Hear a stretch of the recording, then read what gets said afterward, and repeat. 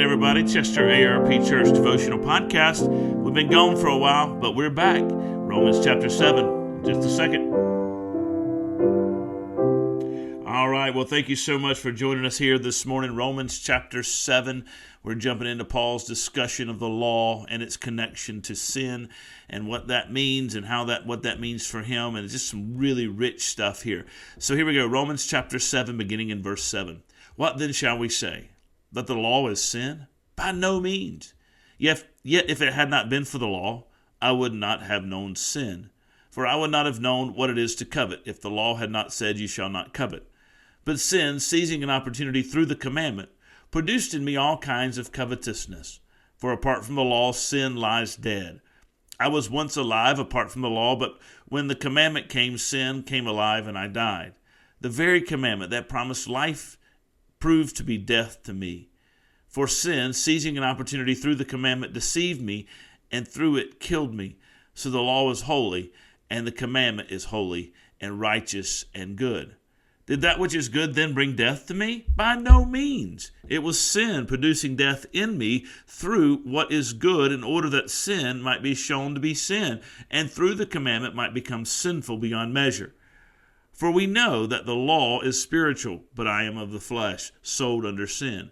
For I do not understand my own actions, for I do not do what I want, but I do the very thing I hate. Now if I do what I do not want, I agree with the law that it is good. So now it is no longer I who do it, but sin that dwells within me. For I know that nothing good dwells in me, that is, in my flesh. For I have the desire to do what is right, but not the ability to carry it out. For I do not do the good I want, but the evil that I do not want is what I keep on doing. Well, that was a hard sentence. Now, if I do what I do not want, it is no longer I who do it, but sin that dwells within me. Now, these are important sections and these are important verses in the book of Romans, because Paul, in a lot of ways, in Romans chapter 7, is giving an autobiographical sketch of his own struggle as a follower of Jesus. Chapter 6, he talks about how we're made alive in Christ. We died with Christ in our baptism. We've come alive with Christ in our resurrection.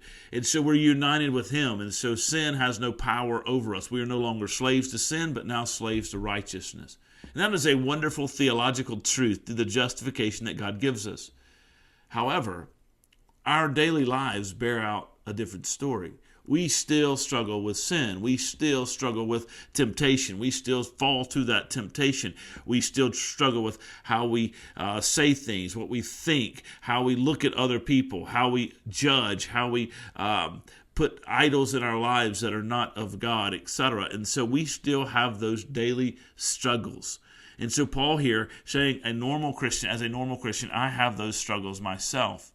And I wish that I didn't, but I do have those same struggles every day of my life. And so he talks about how the reality of sin doesn't make God unrighteous, doesn't make God less holy. The reality of sin doesn't make the law less holy. Let me give you an example.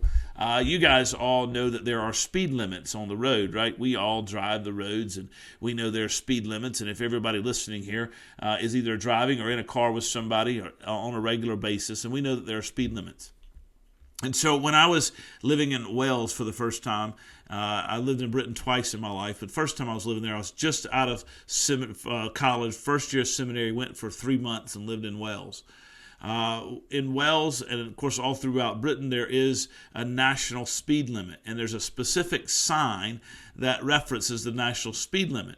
My friend Brad and I, who were on the trip together, did not know that national speed limit existed, and we didn't know what that sign was for. We kept seeing this sign was a circle with a line through it.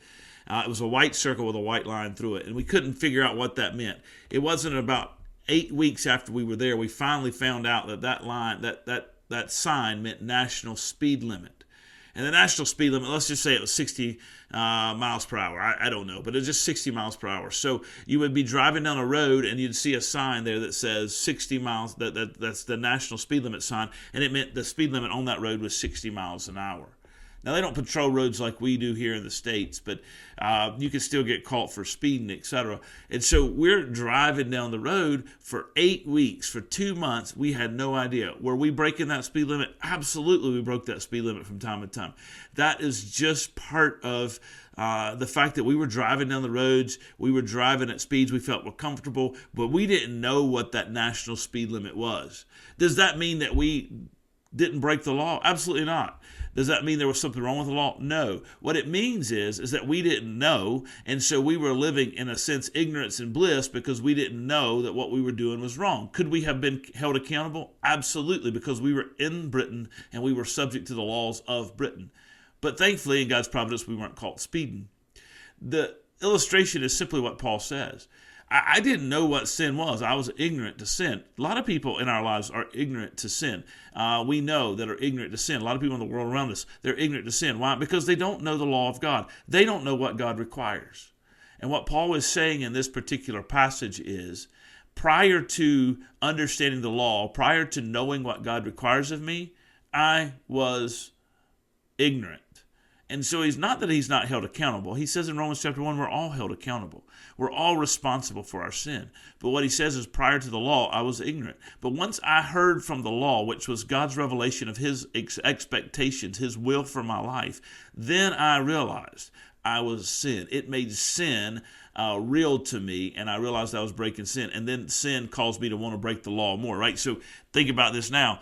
Did my actions change in Britain once I found out what that national speed limit sign was? No.